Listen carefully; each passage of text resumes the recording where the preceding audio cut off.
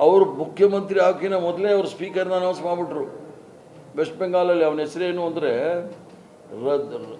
ರದೀಂದ್ರ ಬೋಸ್ ಅವ್ನು ಅನೌನ್ಸ್ ಮಾಡಿಬಿಟ್ರು. ಆವಾಗ ಸಂವಿಧಾನ ಇದೇನು ಎಲ್ಲಿಂದ ತಗೊಂಬಂದರಂತೆ, ನಾಗ್ಪುರ್ ಸಂವಿಧಾನ ಅಲ್ಲಿ ಬಂದಿತ್ತು. ಅದು ಬಿ ಜೆ ಪಿಯವರು ನಮಗೆ ಸಂವಿಧಾನದ ಪಾಠ ಹೇಳೋದೇ ಬೇಕಾಗಿಲ್ಲ. ನಾವು ಮತದಾನದ ಗೌಪ್ಯವನ್ನು ಕಾಪಾಡಿಕೊಂಡೇ ಬಂದಿರೋದು ಸಂವಿಧಾನದಲ್ಲಿ. ಇವ್ರು ಏನೇನು ಮಾಡಿದ್ದಾರೆ ಅನ್ನೋದನ್ನು ಚುನಾವಣೆ ಆದ ತಕ್ಷಣ ಛಿದ್ರ ಮಾಡಿಬಿಟ್ರಲ್ಲ TMC ಅವ್ರನ್ನ. ಯಾವ ಸಂವಿಧಾನ ಯಾವ ರೂಲ್ ಹೇಳಿತ್ತು? ಸಭಾಧ್ಯಕ್ಷರು ವಿಧಾನ ಪರಿಷತ್ ಸಭಾಧ್ಯಕ್ಷರು ಹೇಳ್ತಿದ್ದಾರೆ, ನನ್ನನ್ನ ಪದಚ್ಯುತಗೊಳಿಸಲಿಕ್ಕೆ 14 ದಿನ ಮುಂಚೆ ನೋಟಿಸ್ ಕೊಡಬೇಕಾಗಿತ್ತು. ಮತ್ತೆ ಸ್ಪೀಕರ್ ಸಭಾಧ್ಯಕ್ಷರು ಏನು ಕೌನ್ಸಿಲ್ ಅಧ್ಯಕ್ಷರು ಸಭಾಧ್ಯಕ್ಷರ ಬಗ್ಗೆ ಅನೌನ್ಸ್ ಮಾಡೋದನ್ನ ಅನೌನ್ಸ್ ಮಾಡದೇನೆ ನಂತರ ಅವರು ಚುನಾವಣೆ ಪ್ರಕ್ರಿಯೆಯಲ್ಲಿ ಭಾಗವಹಿಸಿ ಎಲೆಕ್ಟ್ ಮಾಡಬೇಕಾಗಿತ್ತು. ಪ್ರಕ್ರಿಯೆ ಲ್ಯಾಪ್ಸ್ ಆಗಿದೆ. ಒಂದು 15 ತಿಂಗಳು ಅಧಿವೇಶನ ನಡೆಸಬೇಕು. ಯಾವ ಪ್ರೊಸೀಜರ್ ನ ಫಾಲೋ ಮಾಡ್ತಾ ಇಲ್ಲ. ಹಾಗಾಗಿ ನಾವು ಈ ಒಂದು ಅಧಿವೇಶನ ಇಳಿಯೋದಿಲ್ಲ ಅಂತ ಹೇಳಿಲ್ಲ. ಅಲ್ಲ, ಬೇಡ ಇಳಿಯೋದು. ನಾವು ಕೆಳಗಡೆ ಇಳೀರಿ ಅಂತ ಹೇಳಿಲ್ಲ. ನಾವು ಈ ಅಭ್ಯರ್ಥಿಗಳನ್ನ ಯಾವಾಗ ನಾವು ಕಣದಲ್ಲಿ ಇಳಿಸ್ತೀವಿ ಅದು ಸದನ ಸಭೆ ಆಯ್ಕೆ ಮಾಡುತ್ತೆ. ನಾವು ನಮ್ಮ ಕ್ಯಾಂಡಿಡೇಟ್ನ ನಾವು ಘೋಷಣೆ ಮಾಡಿದ್ದೀವಿ. ನಮ್ಮ ಅಭ್ಯರ್ಥಿ ಸಭಾಧ್ಯಕ್ಷರ ಸ್ಥಾನಕ್ಕೆ ನಮ್ಮ ಅಭ್ಯರ್ಥಿ ಸಲೀಂ ಅಹಮದ್ ಅವರು, ಉಪಸಭಾಪತಿ ಸ್ಥಾನಕ್ಕೆ ಉಮಾಶ್ರೀ ಅವರು, ಅಲ್ಲಿ ಸ್ಪೀಕರ್ ಅವರು ವಿಧಾನಸಭೆಯಲ್ಲಿ GS ಪಾಟೀಲ್ರು, ಡೆಪ್ಟಿ ಸ್ಪೀಕರ್ ಆಗಿ ಪೊನ್ನಣ್ಣ ಅಂತ ನಾವು ಅನೌನ್ಸ್ ಮಾಡಿದ್ದೀವಿ. ಅದನ್ನು ಆಯ್ಕೆ ಮಾಡ್ತಕ್ಕಂಥದ್ದು ಸದನ, ವಿಧಾನಸಭೆ ಮತ್ತು ವಿಧಾನ ಪರಿಷತ್. ಅಲ್ಲಿ ಬಂದಾಗ ನಾವು ಅಲ್ಲಿ ಪ್ರಕ್ರಿಯೆಗಳು ಅಥವಾ ಕಾನೂನು ಅಥವಾ ನಿಯಮಗಳನ್ನು ಪಾಲನೆ ಮಾಡಿದಾಗ ನಮ್ಮನ್ನು ಪ್ರಶ್ನೆ ಮಾಡಬೇಕು.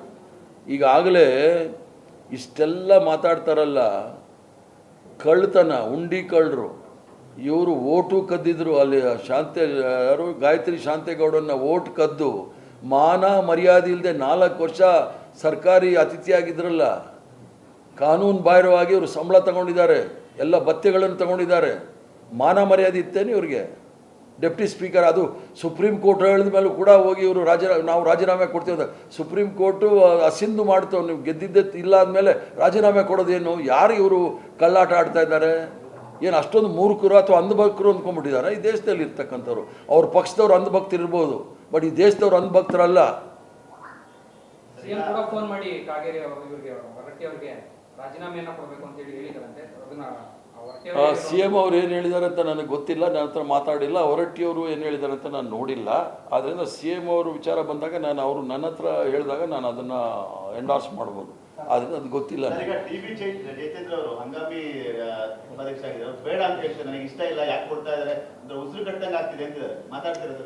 ಇರಲಿ, ಎಲ್ಲರ ಹತ್ರನೂ ನಾನು ಮಾತಾಡ್ತೀನಿ. ನಾನು ಕಾಂಗ್ರೆಸ್ ಪಕ್ಷದ ಅಧ್ಯಕ್ಷ, ಪ್ರತಿಯೊಬ್ಬರಿಗೂ ಸಹ ಮಾತಾಡಬೇಕು. ಕಾರ್ಯಕರ್ತರಿಂದ ಹಿಡಿದು ನಾಯಕರಿಂದ ಹಿಡಿದು ಎಲ್ರಿಗೂ ಮಾತಾಡ್ತಾ ಇರ್ತೀನಿ. ಕಾಂಗ್ರೆಸ್ ಪಕ್ಷವೇ ನನಗೂ ಮಾಡಿರೋದು ಕಾಂಗ್ರೆಸ್ ಪಕ್ಷ, ಅವ್ರಿಗೆ ಶಾಸಕ ಮಾಡಿರೋದು ಕಾಂಗ್ರೆಸ್ ಪಕ್ಷ, ಎಲ್ರಿಗೂ ಸಹ ಕಾಂಗ್ರೆಸ್ ಪಕ್ಷವೇ ಮಾಡಿದೆ. ಅದೇನಾದರೂ ಸಮಸ್ಯೆ ಇದೆ ಬಗೆಹರಿಸ್ತಕ್ಕಂಥದ್ದು ಕಾಂಗ್ರೆಸ್ಸೇ ಮಾಡುತ್ತೆ. ಇನ್ನೊಂದು ನೇರ ಪ್ರಶ್ನೆ, ಅಸಂಖ್ಯಾತ ನಿಮ್ಮ ಅಭಿಮಾನಿಗಳಿಗೆ BK ಪ್ರಸಾದ್ ಅವರು ಮಿನಿಸ್ಟರ್ ಆಗ್ತಾರೆ ಅನ್ನೋ ಒಂದು ವಿಶ್ವಾಸ ಇತ್ತು, ನಮಗೆ ಇತ್ತು ಸರ್? ಅದು ದೊಡ್ಡ ಷಡ್ಯಂತ್ರ. ನಮ್ಮೆಲ್ಲ ಸ್ನೇಹಿತರು ನೀವೆಲ್ಲ ಇದ್ದೀರಿ ನೋಡಿ, ಎಲ್ಲ ಚಾನಲಲ್ಲಿ ಓಡಾಡ್ಬಿಡ್ತು. ದೊಡ್ಡ ಷಡ್ಯಂತ್ರ, ಮಂತ್ರಿ ಅಂತ ಆಗೋದಿಲ್ಲ ಅಂತ ಗೊತ್ತು.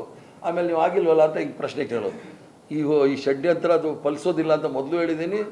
ನಾವು ಗಿಂತ್ರಿ ಆಗಿದ್ರೆ 50 ವರ್ಷ ಕಾಯಬೇಕಾದಿಲ್ಲ. ಅದು ಈ ಸಂದರ್ಭದಲ್ಲಂತೂ ಆಗೋ ಪ್ರಶ್ನೆನೇ ಇಲ್ಲ. ಅದು ಹೇಳ್ತಾರೆ ಅಭಿಮಾನಿಗಳು ಏನೋ ಹೇಳ್ತಾರೆ, ಅದನ್ನು ನಾವು ಕಟ್ಕೊಂಡು ಮಾಡೋಕ್ಕಾಗುತ್ತೆ? ಯಾರಿಗೂ ಸಂದೇಶ ಇಲ್ಲ. ಪಕ್ಷ ನನಗೆ ಭಾಳ ಮುಖ್ಯ. ಪಕ್ಷದಲ್ಲಿ ಬಂದಿರ್ತಕ್ಕಂಥವನು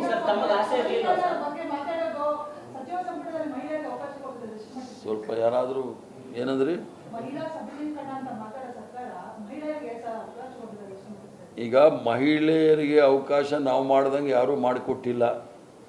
ಈಗಲೂ ಸಹ ಅವಕಾಶ ಇಲ್ಲ ಅಂತಲ್ಲ, ಒಂದು ಜಾಗ ಖಾಲಿಯಾಗಿದೆ. ನಾನೊಬ್ಬ ಕಾಂಗ್ರೆಸ್ ಪಕ್ಷದ ಅಧ್ಯಕ್ಷನಾಗಿ ಮಹಿಳೆಯರಿಗೆ ಅವಕಾಶ ಮಾಡಿಕೊಡಿ ಅಂತಲೂ ನನ್ನ ಬೇಡಿಕೆನೂ ಇಟ್ಟಿದ್ದೀನಿ, ಒತ್ತಡನೂ ಮಾಡಿದ್ದೀನಿ, ಮನವಿನೂ ಮಾಡಿದ್ದೀನಿ. ಆದ್ದರಿಂದ ಭಾರತೀಯ ಜನತಾ ಪಾರ್ಟಿ ಸಬಲೀಕರಣ ಎಷ್ಟಿದೆ ಅಂತ ನಾವು ನೋಡಬೇಕು. ಅವರು ಎಷ್ಟು ಮಹಿಳೆಯರಿಗೆ ಅವಕಾಶಗಳು ಕೊಟ್ಟಿದ್ದಾರೆ ಅನ್ನೋದು ನೋಡಬೇಕು. ಈ ಸರ್ಕಾರದಲ್ಲಿರ್ಬೋದು ಏಕೈಕ ಮಹಿಳೆಯರಿಗೆ ಸ್ಥಾನ ಕೊಡೋದು, 33% ರಿಸರ್ವೇಶನ್ ಕೊಡಿ ಅಂತ ಹೇಳ್ತೀರಾ, ಅಲ್ಲಿ ಬಿಲ್ಲಿಗೆ ಸಪೋರ್ಟ್ ಕೊಡ್ತೀವಿ ಅಂತ ಹೇಳ್ತೀರಾ, ಇಲ್ಲಿ ಆಯ್ಕೆ ಮಾಡಕ್ ಬರ್ತದೆ. ಇನ್ನು ಮುಂದೆ ಈಗ 33% ನಾವು ಪಾಸ್ ಮಾಡಿದ್ದು ಸೋನಿಯಾ ಗಾಂಧಿ ಅವರು 2015 ಇಸ್ವಿನಲ್ಲಿ ಮಾಡಿದ್ರು. ಏನು ಭಾರತೀಯ ಜನತಾ ಪಾರ್ಟಿ ಅವ್ರು ಏನು ದೊಣ್ಣೆ ಹಿಡ್ಕೊಂಡು ಏನು ಕಾಯ್ತಾ ಇದ್ರಂತೆ?